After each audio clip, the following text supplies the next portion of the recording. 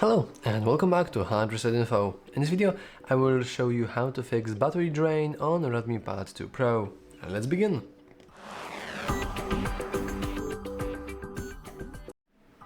Okay, so normally the fixed battery drain videos are very long, at least for me, because there is just so much to change, so much to enable, disable in order to fix the battery drain and extend your battery life. However, on Redmi Pad 2 Pro, it's very easy to just click a couple of things and you have your your tablet completely set up. First of all, we want to head into our battery inside your settings. And now all you want to do is wait for a moment and then click Battery Checkup. And as you can see here, we have a couple of things. For example, we have the information that we have 2 items with very high power consumptions and 5 that aren't as bad as those 2 but could be optimized further. We have the hyper consumption, which we can see that we have 3 apps that drain battery, and you can also go into enabling the auto brightness to also enable automatically, and each time we do that we can see how many minutes per usage per day, I believe, we gained. And you will notice that we have a couple of things, so let's just start with each and every one of them. First of all, we have these close apps that drain battery. You want to make sure that you have this set on. Then you want to enable the auto brightness. And you could basically now click the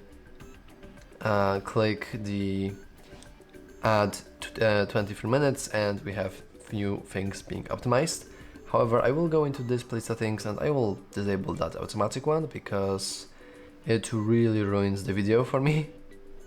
So let's go back to our battery, back to the battery checkup, and we once again have this. So maybe let's wait until we click this at 16 minutes.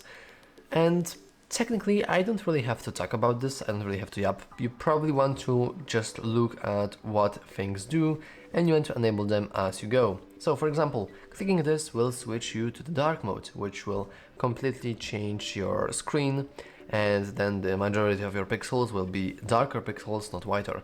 And it actually saves that much power only because many screens nowadays are OLED screens, meaning that they need more battery to display brighter pixels, which means that if you have more darker pixels, you need less battery to display those.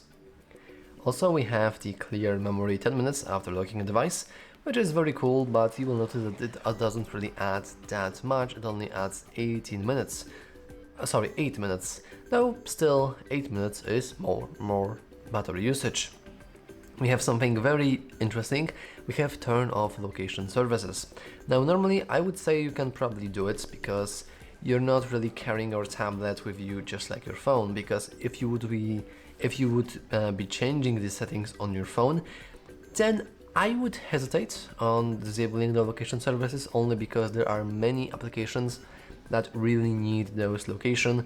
Of course, we have those typical Google Maps or other like location related services.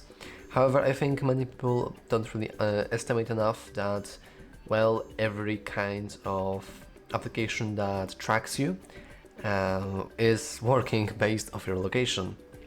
If you will go missing, the police and the other things will also probably use your phone as your location, where have you last been. And you can always also find your phone in the Google Find My Device or something like that in case of losing it. So for a phone, you probably want to leave this disabled, but for a tablet that's going to stay at home probably most of the time, it's completely fine to leave it on. We also have Don't Wake screen for notifications, which will make it so whenever we receive a notification, the screen won't really flash for a moment. It's technically the display usage, but you will notice that it adds barely any time. However, we can always enable this. And finally, we can lock our device after only 15 seconds of an activity, which is really not a lot, so yeah. But for a full battery usage time, we can enable all of this, though I will disable this, even though this is the higher brightness automatically, because I don't want the brightness to go very up, because then you won't really see anything. So let's click that at 1 hour and 15 minutes. And now we are in the dark mode and a lot of different things have happened. For example, we have the warning that we have no location access, and we even see some information that for all apps is turned off and you may not be able to locate your device when lost, which is very, very useful. And I believe this is very, very underrated feature. Okay, I have disabled the dark mode and the 15-second screen timeout only because I just find it so these settings are better for recording videos like this. Though please note that both of these settings do add like 1 hour and 30 seconds almost of battery usage, which is quite a lot. Like let's be real here, that's quite a lot of battery. And you would notice that we had also the other settings, but they only change after we click it. So let's, for example, disable this. Oh no, we cannot disable this. Well, we can just always click the optimize manually button, and we also have some few things. So most important one is probably the battery saver, which you can enable, and then few system optimizations will limit the background activity, the refresh rate, and all of that. Once again, we also have this dark mode, which will extend for 1 hour and 12 minutes. I already tackled the topic with the dark mode, so I don't really want to go too deep into that. And finally, we have the schedule power on and off. Technically, this would increase your battery usage, but personally, I'm just not a big fan of this feature. Only because whenever your tablet is turned off, it won't really receive any kind of notifications.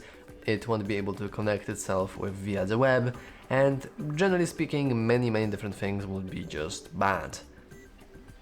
And finally, we can quickly go into the apps, and you will notice a few things. But if we go to, for example, Drive here, we should be able to go into battery, and now we can see the certain battery usage of each and every application. Now, how can we actually see which applications eat the most battery? Well, in order to do that, we want to simply go into your battery, then scroll down, and in here we can see that the most of our battery is the system launcher, which is basically our OS, like the operational system. We can't really optimize that. We also have the camera. We can't also optimize the camera. If you're doing a lot of photos, you just have to agree that your battery will deplete much faster.